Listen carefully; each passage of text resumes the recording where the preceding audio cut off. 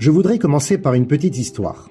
Un homme nommé Shmaria traverse une période très difficile dans sa vie. Problèmes de santé, soucis de parnassa, inquiétude pour l'éducation des enfants. Un jour, il décide d'aller à la synagogue pour prier. Il attend que tout le monde soit sorti, le silence est total. Il s'approche de l'Arche Sainte, monte les marches et pose sa tête contre le rideau du Aron HaKodesh. Et là, il parle à Dieu.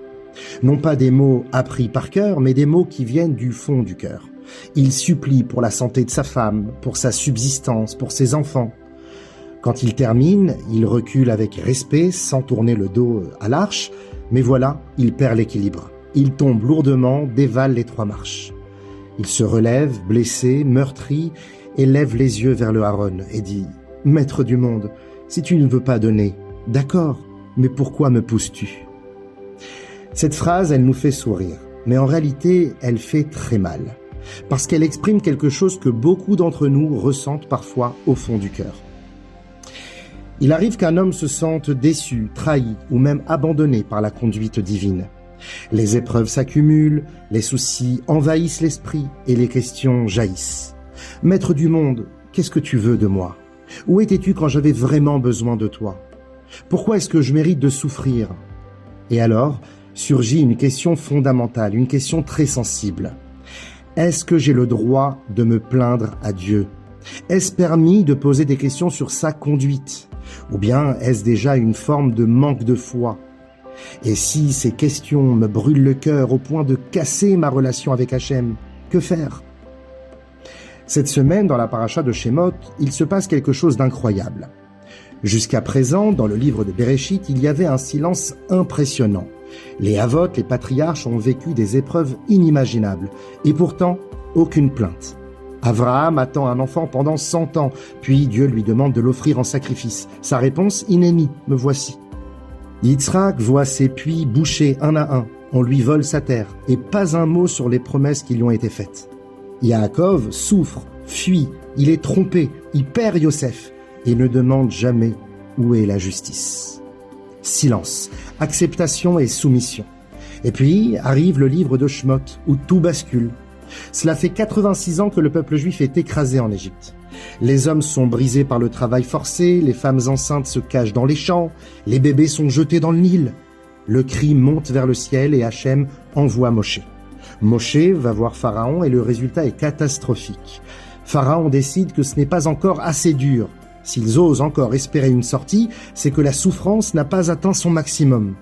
Jusqu'ici, les esclaves recevaient la paille. Désormais, ils devront aller à la chercher eux-mêmes, préparer le mortier et produire exactement la même quantité de briques qu'avant.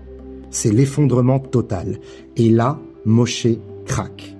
« Hachem, pourquoi as-tu fait du mal à ce peuple? Pourquoi m'as-tu envoyé? Depuis que je suis venu parler en ton nom, le sort du peuple a empiré et tu n'as pas sauvé ton peuple. » Ce n'est plus une question douce, c'est un cri, presque une accusation. Le Midrash ajoute quelque chose d'encore plus fort. Moshe abandonne sa mission pendant 3 mois, comme Yona, le prophète. Et là, on est tous choqués. Comment Moshe Rabbeinu ose-t-il parler ainsi? Est-ce permis de remettre en question la justice divine? Et qu'est-ce qui a changé depuis les patriarches? Rashi dit que Dieu fait une légère réprimande à Moshe. « Tu verras ce que je ferai à Pharaon », c'est-à-dire « tu verras cette délivrance, mais non pas celle de l'entrée en terre d'Israël ». Mais attention, la Torah ne critique pas explicitement Moshe. Au contraire, Hachem lui répond longuement, avec patience. Alors que faut-il comprendre? Est-ce permis ou interdit? À la veille du 24 Tevet, jour du départ du Baal HaTanya, les maîtres de Chabad enseignent un principe fondamental. Il est permis de poser des questions, mais il est interdit de donner des réponses. Tu peux crier, tu peux pleurer, tu peux ouvrir ton cœur devant Hachem, mais tu n'as pas le droit de conclure « donc Hachem est injuste ». Ne transforme jamais le point d'interrogation en point d'exclamation. Pourquoi? Parce que mes pensées, celles de Dieu, ne sont pas vos pensées, nous dit-il. Nous voyons seulement qu'un instant, alors qu'Hachem voit l'éternité. Alors pourquoi Moshe a-t-il posé la question? Eh bien parce que Moshe inaugure une nouvelle ère. Les Havot servaient Dieu surtout par l'émotion, la soumission, l'amour et la crainte. Mais Moshe apporte la Torah, une Torah qui demande aussi l'intellect. Donc Hachem veut désormais notre cœur, mais aussi notre tête. Il veut qu'on comprenne, qu'on s'identifie, qu'on adhère. Donc Moshe doit poser la question.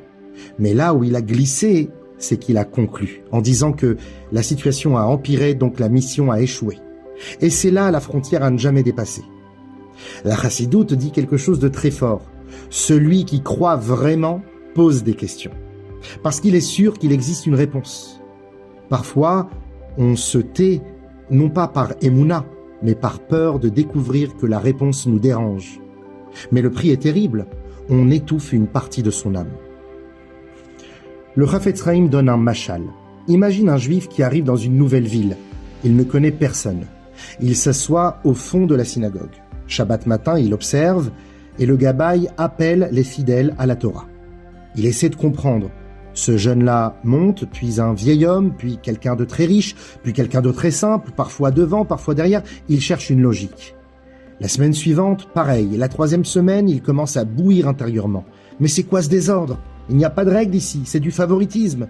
Au bout d'un moment, il explose, et il accuse le gabaï de faire ce qu'il veut. Le gabaï ne s'énerve pas, il l'invite à s'asseoir et il lui dit « Tu vois ce jeune? C'est le jour d'anniversaire du décès de son père. Tu vois ce vieil homme? C'est lui qui a financé la réparation du toit de la synagogue. Cet autre, il a traversé une semaine terrible et on veut lui donner du chizouk. Les règles existent, mais elles sont invisibles pour celui qui vient d'arriver. » Puis il conclut « Reste ici quelques semaines et tu verras que tout est incroyablement précis. » Le Chafetz Chaim disait « Nous sommes nouveaux dans le monde. Hachem est là depuis toujours. Nous voyons qu'une seule scène, alors que lui voit toute la pièce. » Un jour, un enfant de 6 ans apprend à l'école qu'au commencement, Dieu créa le ciel et la terre. Il rentre à la maison, pensif, puis il demande « Maman, mais qui a créé Dieu ?» C'est une question immense, pure, innocente. Mais à l'école, le professeur s'énerve. Il voit une menace là où il y a une soif de vérité. Alors la mère écrit au rabbi. Et le rabbi répond quelque chose de bouleversant. « Ton désir de comprendre est beau, et il existe une réponse. Mais la compréhension vient après la relation. D'abord, il faut vivre la Torah, faire les mitzvot, créer un lien, et alors l'esprit s'ouvre. » Le rabbi donc ne dit pas « n'y pense pas », il dit « pense, mais au bon moment ». C'est d'ailleurs la leçon de vie des Tosfot. Le Tosfot pose une question, une grande question, et parfois il n'y a pas de réponse. Alors que fait-il? Il écrit « Tsarich Iyun ». Cela demande réflexion. Mais entre-temps, il continue à étudier. Il ne ferme pas le livre, il ne rejette pas la Torah, il avance malgré l'inconfort. Et ça, c'est de la Emouna adulte. Un jour, un étudiant arrive avec une feuille pleine de questions. Il souffre, il cherche, et il pose la question au rabbi. Le rabbi lui dit « Va d'abord un peu étudier. Ensuite, on parlera. » Quelques semaines plus tard, l'étudiant revient transformé. Le rabbi lui demande « Mais alors, où sont tes questions ?» Et il sourit en disant « Rabbi, depuis que j'ai étudié, elles ne me font plus mal. » Non pas parce qu'il a toutes les réponses, mais parce qu'il a trouvé un sens entre-temps. Conclusion, la foi juive ne dit pas « Ne pose pas de questions ». Elle dit « Pose-les, mais reste en marche. » Parce que parfois, ce n'est pas la réponse qui vient, c'est toi qui es en train de grandir.